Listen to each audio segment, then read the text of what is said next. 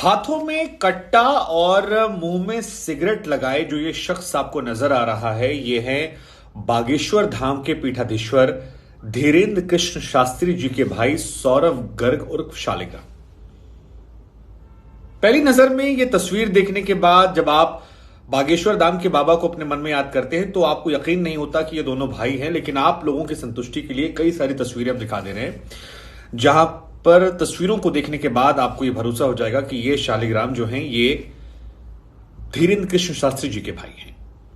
और अब इन पर SC/ST एक्ट लगा है, और ये SC/ST एक्ट जो लगा है ये इसलिए लगा है क्योंकि शालिग्राम ने एक शादी में पहुंचकर एक लड़की के परिवार वालों को धमकाया, उसे डराया, उसे गंदी गंदी भद्दी भद्दी गालियां दी मां बहन की।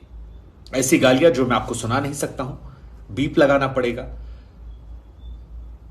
और यह सब कुछ उन्होंने इसलिए किया क्योंकि सामूहिक विवाह कार्यक्रम से इतर इस शख्स ने अपनी अलग बेटी की शादी करने का मन बनाया।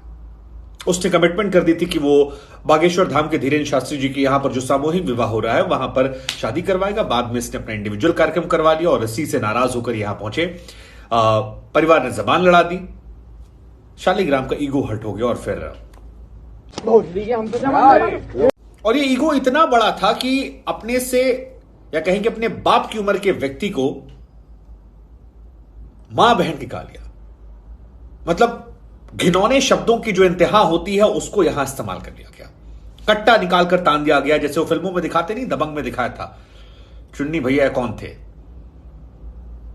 बहुत बहुत बहुत हैरान करने वाली तस्वीर। और इस घटना के सामने आने के बाद धीरेन्द्र कृष्ण शास्त्री की मुश्किलें जो हैं वो भी बढ़ रही हैं, क्योंकि उनके ये भाई हैं, उनका नाम जो है सीधे तौर पर जुड़ा हुआ है। और अब ये सवाल उठ रहा है कि आखिर इस शालिग्राम की गिरफ्तारी कब होगी।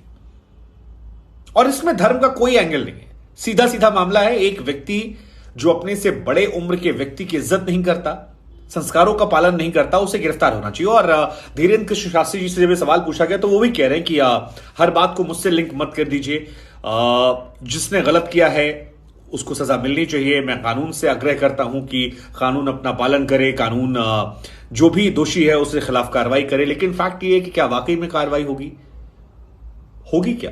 क्योंकि मध्य प्रदेश में चुनाव है, चाहे बीजेपी हो या फिर कांग्रेस से कमलनाथ को हमने बागेश्वर धाम जाते देखा, बीजेपी से शिवराज सिंह चौहान हो या फिर वहां के गृह मंत्री नरोत्तम मिश्रा जी, हर कोई जाकर बाबा के आश्रम में जा रहा है और सबको बाबा का समर्थन चाहिए ताकि चुनाव जीत सके। ऐसे में बाबा का भाई अगर ऐसी हरकत करता है तो क्या कोई जहमत उठाएगा पक्ष विपक्ष की इनके खिलाफ कार्रवाई की मांग? खैर, ये कहानी ये यहीं तक नहीं रुकती है। एक वीडियो और भी आया है जहां पर शालिग्राम जो है वो अंदर जाता है और तमाम लोगों की मौजूदगी में कट्टा उठाकर आसमानी फायर कर देता है। और यह हैरान करने वाली घटना है। अब बागेश्वर धाम से इसको इसलिए जोड़ा जा रहा है क्योंकि यह व्यक्ति बागेश्वर धाम की धौंस दिखाकर यहां पर यह कर रहा है। यह व्यक्ति इस दंपत्ति से, इस परिवार से नाराज इस बात को लेकर है क्योंकि इस दंपत्ति ने बागेश्वर धाम की सामूहिक शादियों में खुद को शामिल ना कराकर शादी कराई। बाबा बागेश्वर ने जो किया था वो सराहनीय था।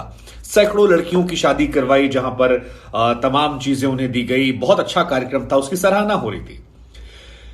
लेकिन बाबा बागेश्वर को भी यह समझना पड़ेगा कि अगर सबका रायता वो लेकर चलेंगे तो फिर जो मूल मकसद उनका है शायद वो हट जाएगा। हालांकि वो कह रहे हैं कि मेरा सारा लक्ष्य जो है वो सनातन को लेकर है, मैंने जीवन अपना बालाजी को समर्पित कर रखा है, मेरे भाई से मुझे ना जोड़ा जाए, चीजों को ना मिक्स किया जाए। लेकिन यह संभव नहीं है क्योंकि वो पॉलिटिकली बोल्ड स्टेटमेंट देते हैं और बहुत बोल्ड स्टेटमेंट देते हैं। और ऐसे में अगर उनको अपने लक्ष्य से नहीं भटकना है तो अपने भाई, अपने परिवार की तरफ से जो रायता फैलाया जा रहा है, जो गंदगी फैलाई जा रही है, जो फूहड़ता की जा रही है, जो ये हल्के काम किए जा रहे हैं, उस पर न सिर्फ उन्हें डांट फटकार लगानी है बल्कि मेक श्योर करना पड़ेगा कि इसको कठोर सजा मिले ताकि एक मिसाल बने। पर हमें लगा हम आपसे पूछते हैं कि क्या बाबा बागेश्वर के भाई को मध्य प्रदेश पुलिस गिरफ्तार कर पाएगी? सोशल मीडिया पर काफी माहौल बना जिसके बाद SC/ST एक्ट लगा दिया गया है। और परिवार ने भी कहा है कि शालिग्राम ने जान से मारने की धमकी दी है।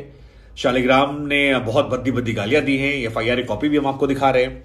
लेकिन क्या मध्य प्रदेश पुलिस इतनी जहमत उठा पाएगी, और उठाएगी तो क्या वैसे ही सामान्य तरीके से ट्रीट करेगी जैसे किसी आम आदमी किया आता है? और अगर नहीं किया जाएगा तो क्या यह वाकई में धर्म की लड़ाई है?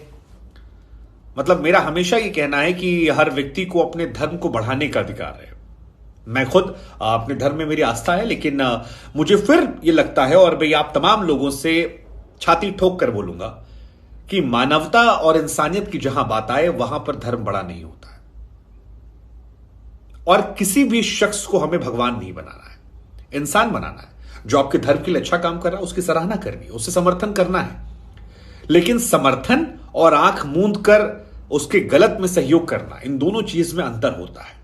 जब आप नीतियों का समर्थन करते हैं तो आपको वो मुकाम हासिल होता है जिस वजह से आप कर रहे हैं, लेकिन जब आप व्यक्ति का समर्थन करते हैं तो फिर वो भगवान बन जाता है और फिर मुद्दों से भटक जाता है। फिर वो इर्द गिर्द एक व्यक्ति के आधारित चीजों पर आप जुड़ जाते हैं, वो मुख्य मकसद हट जाता है। बाबा बागेश्वर के तमाम समर्थकों से भी अपील करूंगा कि इस मामले पर खुलकर कहें कि ये गलत हो रहा है और इनके भाई पर कार्रवाई की मांग करें, ताकि इंसाफ जो है वो मिल जाए।